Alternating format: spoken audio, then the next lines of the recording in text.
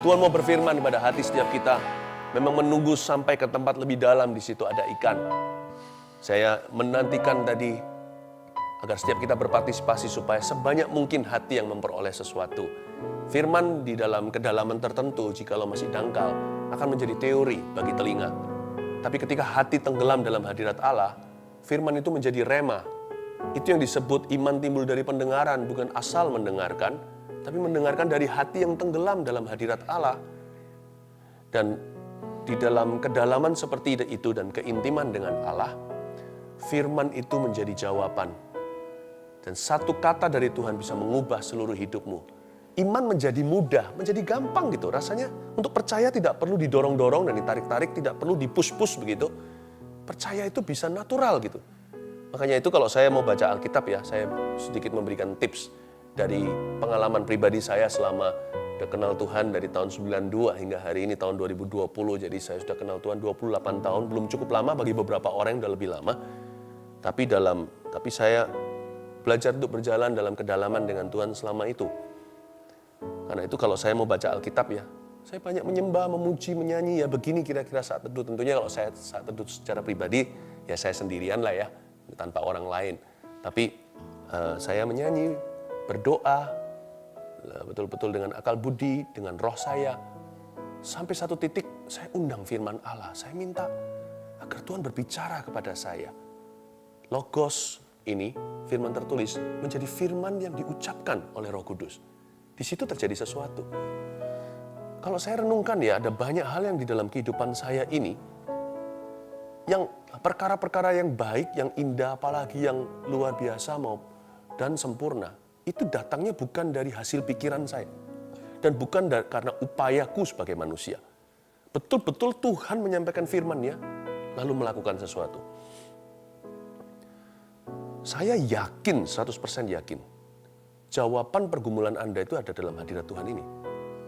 Dan kalau Tuhan ngomong sesuatu, satu kata aja, itu tidak akan gugur ke tanah, tidak akan kembali sia-sia. Kalau Anda dengarkan suara Roh Kudus, hidupmu akan berubah. Apapun sikon yang sekarang Anda hadapi, itu tidak akan bisa menghalangi. Kalau Tuhan sudah berfirman, siapa yang bisa melawan? Saya kasih satu renungan, saya berikan tema singkat sederhana aja, rahasia 5 roti dan 2 ikan. Kita buka sama-sama di Markus pasal yang ke-6, ayat yang Markus pasal 6 ayat 35 sampai 43. Cerita tentang 5 roti dan 2 ikan.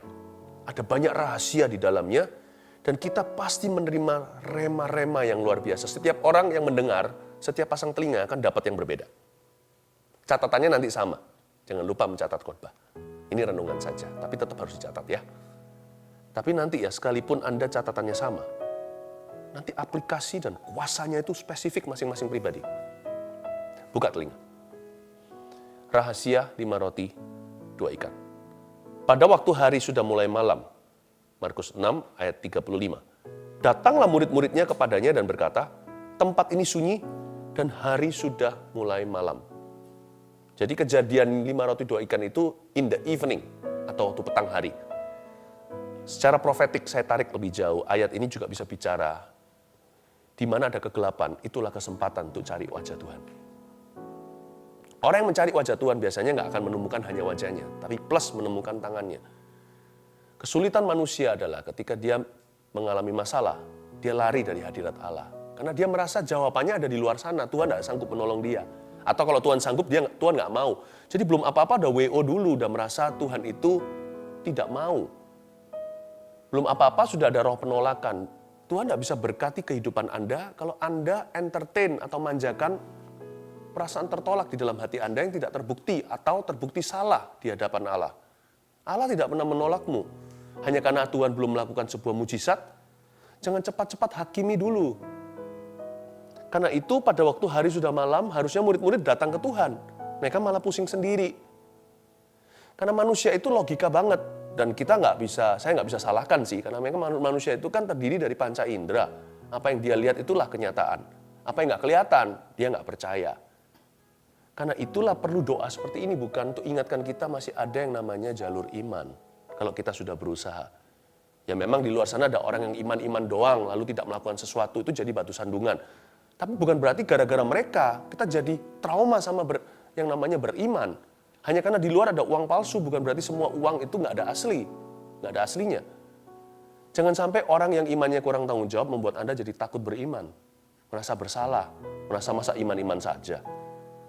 Masih ada jalur iman, makanya perlu doa seperti ini. Pada hari waktu malam, itulah tandanya mujizat akan segera terjadi. When you see problems all around you, then that's probably the best place for a miracle, right? Atau Anda lihat persoalan di kiri kanan, mungkinkah itu adalah waktu yang lokasi yang paling strategis untuk mujizat terjadi? Saya punya satu kalimat, mungkin Anda bisa tulis ini. When you reach the end of your resources, you probably have just found the beginning of your miracle. Waktu Anda dan saya sampai kepada ujung tombak sumber daya kita sebagai manusia, kemungkinan besar kita baru saja menemukan permulaan mujizat kita. Itu dia. Nah, ini terjadinya malam hari, oke? AM, PM, AM, PM-nya, pagi malamnya. Sekarang kita lihat ayat yang ke-36.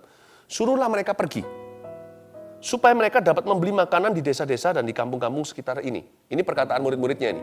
Kalap, panik. Suruh mereka pergi, Tuhan. Kita nggak bisa kasih makan mereka. 5.000 orang laki-laki, belum lagi yang perempuan dan anak-anak. Berapa puluh ribu itu di situ, di bukit itu. Sudah suruh mereka pergi. Tapi jawab Yesus ayat 37, tetapi jawabnya, kamu harus memberi mereka makan. Kata mereka kepadanya, dalam protes tentunya, jadi haruskah kami membeli roti seharga 200 dinar untuk memberi mereka makan? Siapa bisa kasih makan puluhan ribu orang? Kalau satu roti seharga 200 dinar, berapa duit itu? Tuhan, kita nggak kaya. Dan sekalipun di sini ada orang kaya, Yusuf Arimatea atau siapa di tokoh-tokoh di Alkitab yang diberkati, apakah cukup semua harta ini untuk memberi makan semua orang yang kelaparan di dunia? Mereka itu lupa kalau mereka bicara sama Tuhan Yesus. Nah, ayat 36 dan 37 mengajarkan kita sesuatu. Salah satu rahasia 5 roti 2 ikan adalah supaya kita introspeksi. Gini, ayat 36, murid-murid Yesus berkata begini, Tuhan suruh mereka pergi. Tapi jawab Yesus di ayat 37, kamu harus memberi mereka makan. Please, hari-hari ini kita harus banyak introspeksi, mumpung kita ada banyak waktu untuk berdiam diri. Selama ini adakah di antara kita yang terlalu bossy, terlalu suka suruh-suruh orang, perintah-perintahin orang-orang di kanan kiri? Adakah di antara kita itu yang suka mengajarkan sesuatu tapi kita sendiri tidak pernah melakukannya atau double standard, luar dalam nggak sama?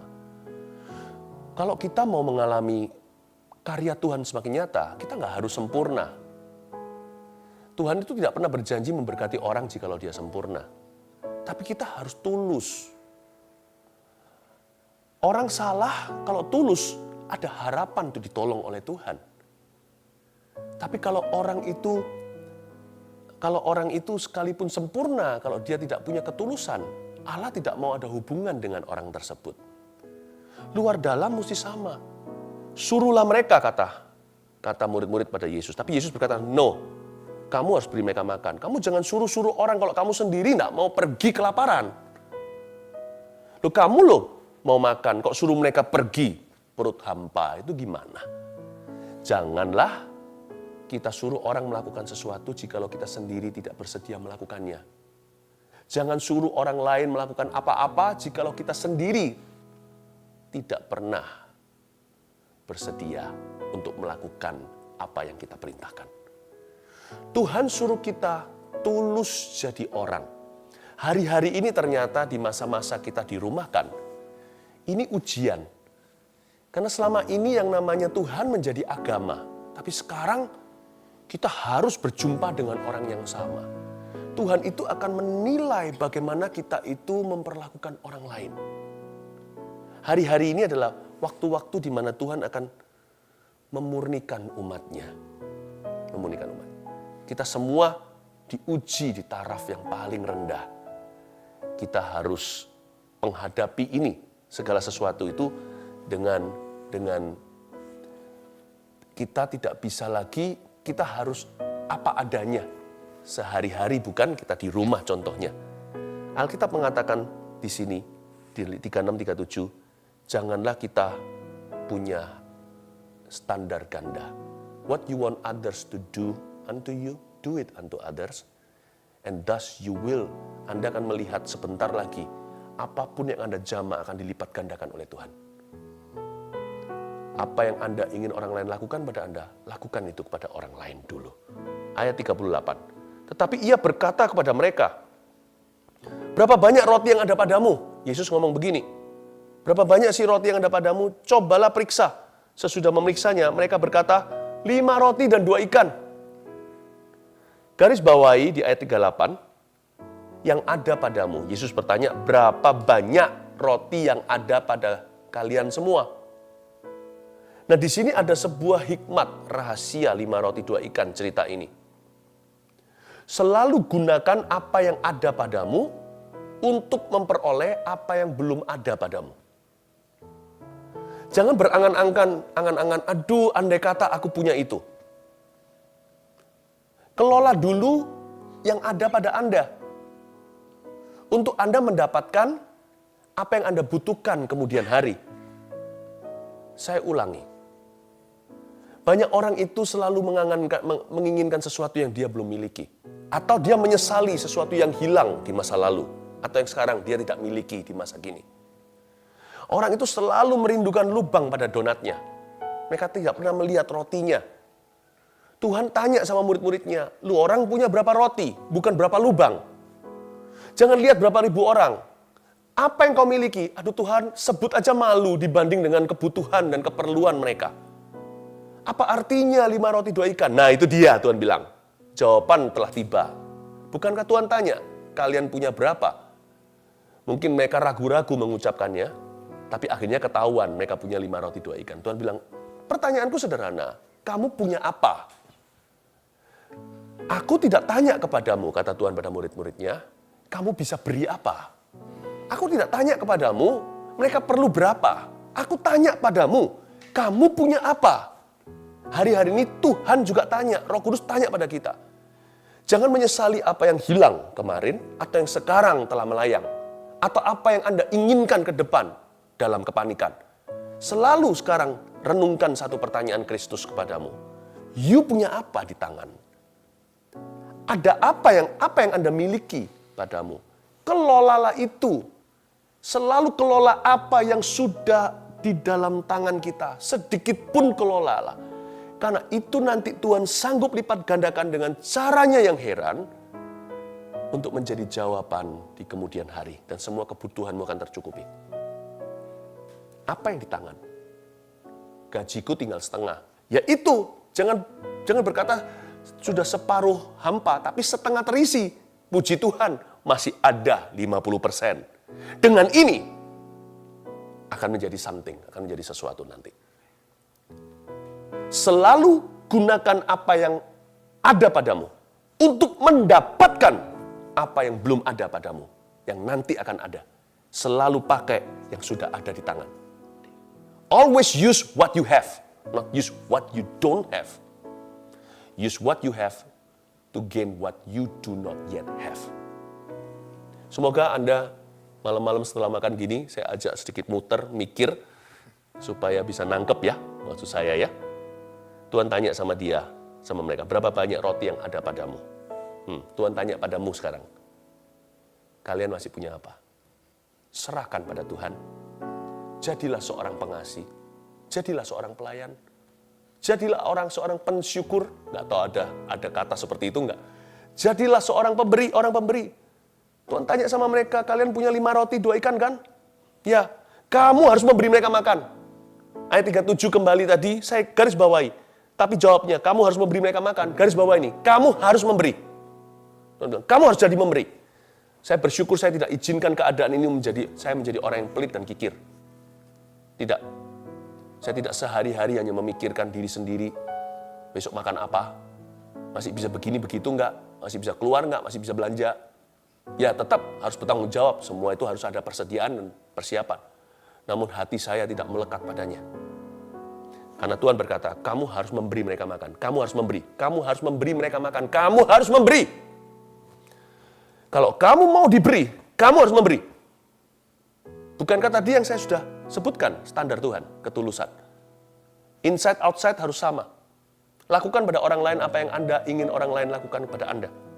Kalau Anda mau diberi oleh Tuhan, Anda juga harus belajar memberi.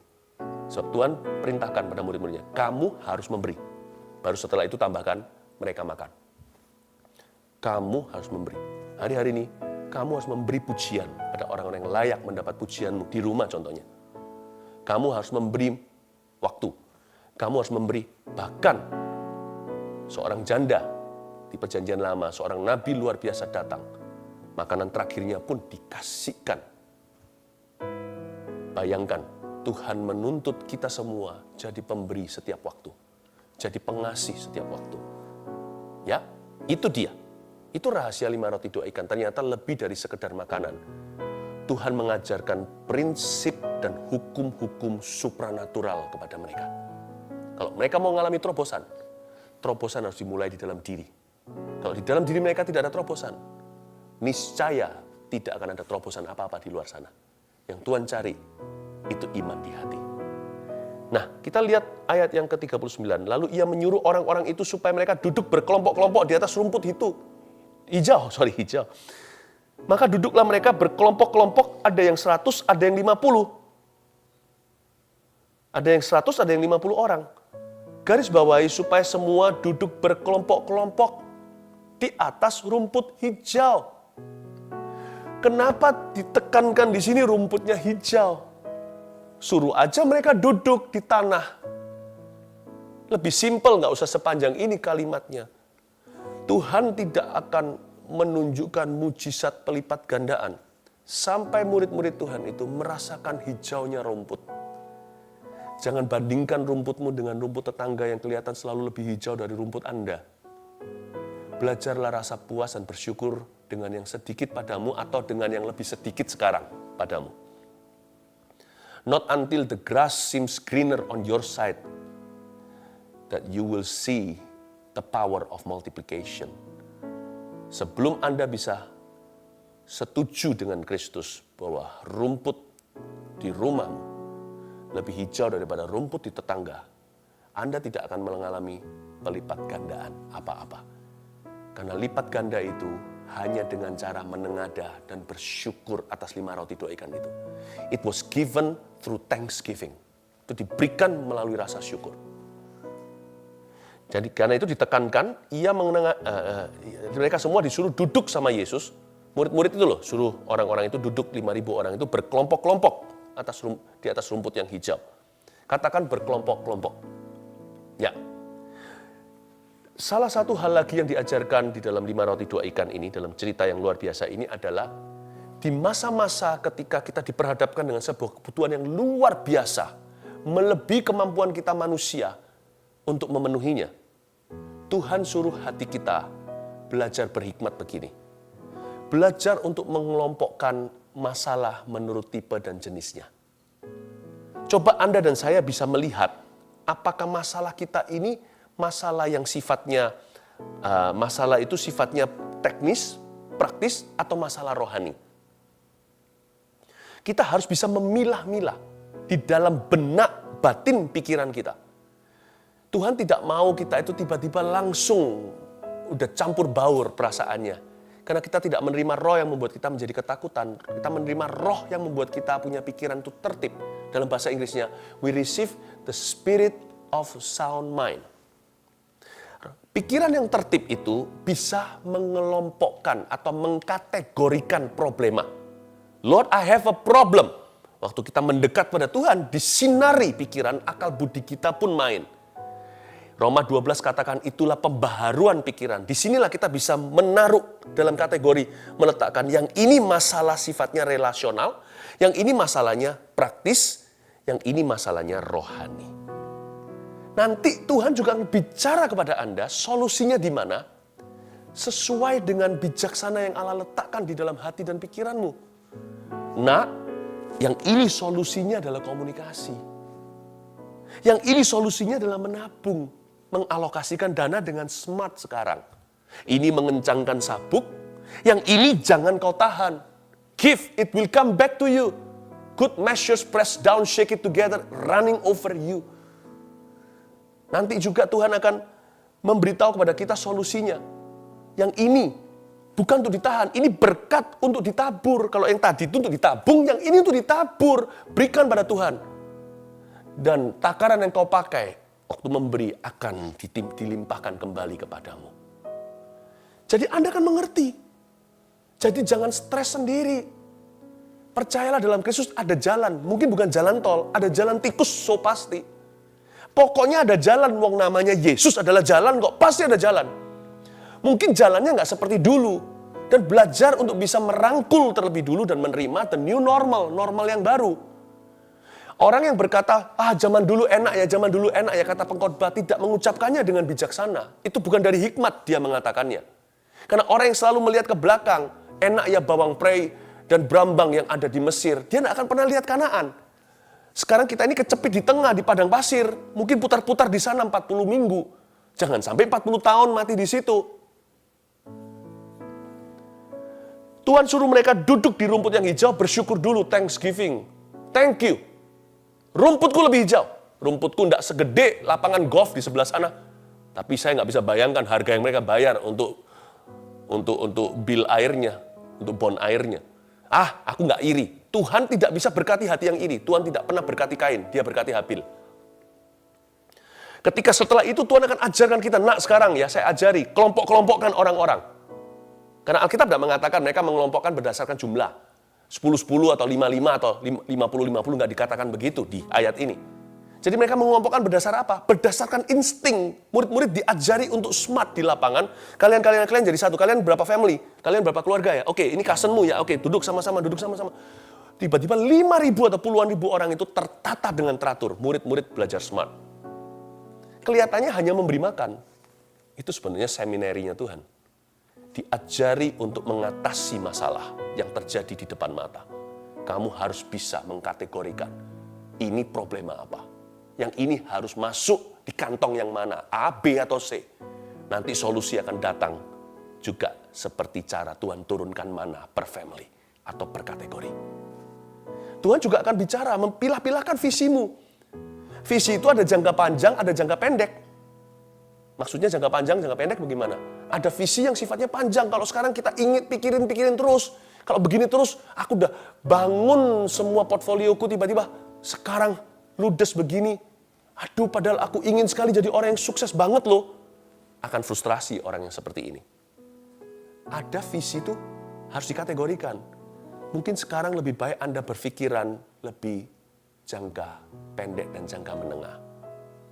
Sehari demi sehari, sebulan demi sebulan. Miliki visi bulan depan, aku akan mencapai ini. Jangan angan-angan muluk-muluk dengan cita-cita dulu, malah frustrasi. Orang yang smart dalam Tuhan juga akan bisa memilah-milah visi mana jangka pendek, mana yang jangka panjang. Dia bisa mengatur ekspektasinya sendiri. Kelompok-kelompokkan orang, ya nak, kira-kira itu hikmat yang kita terima dari 5 roti 2 ikan. Ayat yang ke-41. Dan setelah ia mengambil 5 roti dan 2 ikan itu, ia menengadah ke langit dan mengucap berkat, lalu memecah-mecahkan roti itu dan memberikannya kepada murid-muridnya, supaya dibagi-bagikan kepada orang-orang itu. Begitu juga kedua ikan itu dibagi-bagikannya kepada semua mereka. Dan mereka semuanya makan sampai kenyang. Nah, ini nggak ada teorinya. Mujizat kalau ada teori itu proses manusia, itu bukan mujizat. Ajaib. Itu plan A-nya Tuhan. Ajaib. Itu tidak ada rumusnya. Kalau ada rumus, bukan keajaiban namanya. Yang ini saya tidak bisa kasih poin apa-apa. Simple aja mengingatkan Anda 41 dan 42. Somehow, the end will meet. You will be able to make the ends meet. Satu ujung dengan ujung lain itu nanti akan ketemu dalam rencana Allah. Semua disambung, berkesinambungan menjadi sebuah rencana besarnya. Pokoknya, kalau Anda berdoa cari wajahnya, nggak hanya menemukan wajahnya, tapi juga tangannya. Percayalah, mujizat masih terjadi. Disinilah yang disebut campur tangan Allah. Kalau lain ditolong, saya juga. Tangannya terbuka untuk kami, sekeluarga. Yang ini nggak ada rumusnya. Waktu saya baca ayat 41, Yesus menengadah ke langit dan mengucap berkat. Tiba-tiba 5.000 orang makan, 20.000 totalnya kali. Semua makan, besar kecil tua muda, laki-laki perempuan. Kalau Anda tanya sama saya, gimana kejadiannya? How do I know? Ahli teologi juga kalau mau selidiki ini, bisa meledak kepala, nggak akan bisa menemukan dari sini kok bisa ke situ. Makanya namanya miracle. If you don't believe in miracle, you shouldn't be a Christian. Kalau saya tidak percaya mujizat bisa terjadi, bahkan kita tidak boleh jadi orang Kristen. Kekristenan itu apa? Kita percaya seorang pribadi yang lahirnya tanpa melalui sperma papanya. Lahir dari kandungan seorang Maria, seorang gadis tulen. Coba bayangin. Pelayanannya penuh dengan miracles, pengajarannya nggak masuk akal manusia, tetapi begitu indah menantang akal budi kita untuk menanjak kepada pikiran sorga. Lalu Yesus itu matinya bukan pada kehabisan darah, tapi menyerahkan nyawa. Orang bisa menyerahkan kepadamu, kuserahkan nyawaku, gitu. Bahkan sebelum mati sudah memprediksi, 3 hari aku bangkit. Mana ada cerita itu? You're believing in a person with all these miracles, dengan semua miracle traits ini. Lalu pada hari ketiga kuburnya kosong, bangkit. Bahkan kita nggak bisa menyebut kita gereja perjanjian baru tanpa percaya dengan bahwa mujizat masih bisa terjadi. Why? Mujizat gereja pertama kali lahir, happy birthday to you, happy birthday to you. Setiap tahun kita harus merayakan anniversary sebuah miracle terjadi, lidah api di atas 120 kepala. Itulah caranya gereja lahir di dunia. Gereja jangan berubah menjadi gedung. Orang Kristen jangan berubah menjadi agama dan teori. You're believing in a person who was a miracle all the way. Dari lahir, sampai mati, sampai bangkit, sampai naik ke sorga. Disaksikan di depan 500 pasang mata. Saya beritahu, kalau dengan campur tangan Allah, trust me, your ends will meet. Ujung satu dengan ujung satunya akan ketemu. Di mana area hampa kosong vakum itu, somehow, gimana besok bayar, katakanlah bill kita, tagihan tertentu. Somehow, setelah Anda menoleh nanti, setelah lewat ini semua, per bulan, lewat. 3 tahun, lewat. Anda noleh lagi 10 tahun kemudian berkata, ajaiblah Tuhan. Kalau tidak gitu bukan Tuhan namanya. Inilah ayat 41 dan 42, misterius, kita tidak mengerti. Gimana dari sini sampai ke sana 5.000 orang makan. Mintalah campur tangan Tuhan. Lakukan bagianmu, kelompok-kelompokkan. Lakukan bagianmu, standar 1, ketulusan. Jangan pelin-pelan. Lakukan bagianmu, kelola yang ada padamu. Sedikit pun kelolalah. Gunakan apa yang ada padamu untuk memperoleh apa yang belum Anda miliki. Remember, it's what you have that will make you have what you don't have. Apa yang kau miliki yang akan membuatmu bisa memiliki apa yang belum Anda miliki hari ini. Yang terakhir ayat 43. Kemudian orang mengumpulkan potongan-potongan roti 12 bakul penuh.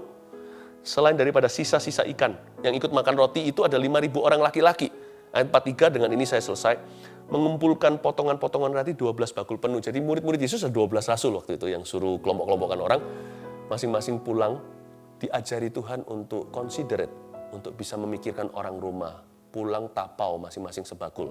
Untuk Petrus tentunya kasih mertuanya, istrinya. Petrus itu mertuanya disembuhkan Yesus di awal-awal Injil. Berarti Petrus punya istri kan? Paulus nggak punya. Paulus itu single all the way. Murid-murid yang lain juga, rasul-rasul yang lain. Mereka masing-masing pulang bawa satu bakul. Itu bakulnya banyak, itu besar. Jadi mungkin dimakan dengan orang-orang satu RT. Kita makan bersama dan sebagainya. Tuhan itu ajari mereka untuk menghargai blessing to the last drop. Dan untuk menjadi blessing to the last drop. Untuk menjadi berkat sampai titik darah penghabisan. Untuk menghargai berkat sampai titik terakhir. Tetesan terakhir. Saya kasih lagi contoh ya. Nggak hanya 12 bakul penuh. Sisa-sisa ikan pun dibungkus. Ada satu keajaiban yang luar biasa. Memecah-mecah roti kan. 5 roti. Jadi banyak. Biasalah, karena roti dari tepung segalanya atau dari ragi dan sebagainya. Ikan. Itu ikan cuma 2. Dipecah mungkin dari area kepala, yang sisa ekornya setengah badan, keluar kepalanya lagi.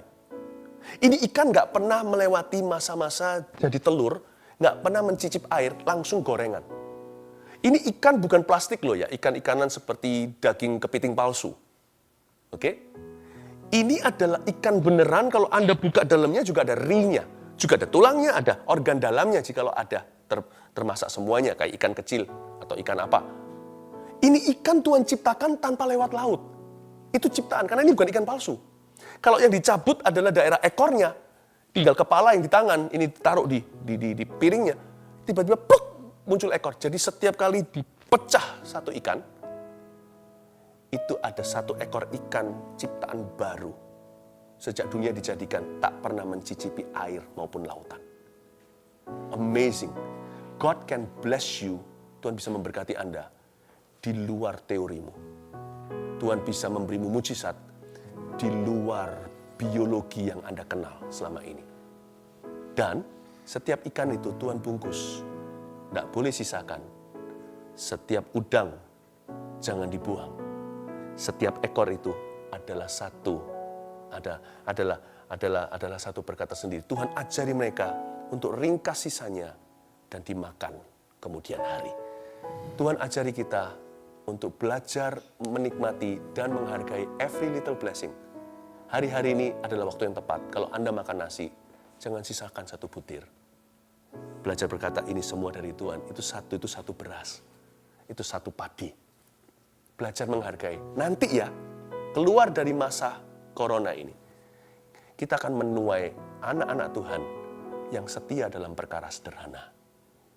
Watch out world, you will begin to see great men and women. Karena barang siapa dipercaya perkara kecil, dia akan dipercaya perkara besar. Dengan kata lain, barang siapa bisa dipercaya dengan perkara kecil, dia akan menjadi orang besar. Are you ready jadi orang yang besar? Mari sekarang taruh percaya kepada Tuhan, praktekkan firman Tuhan ini. Allahku akan mencukupi kebutuhanmu.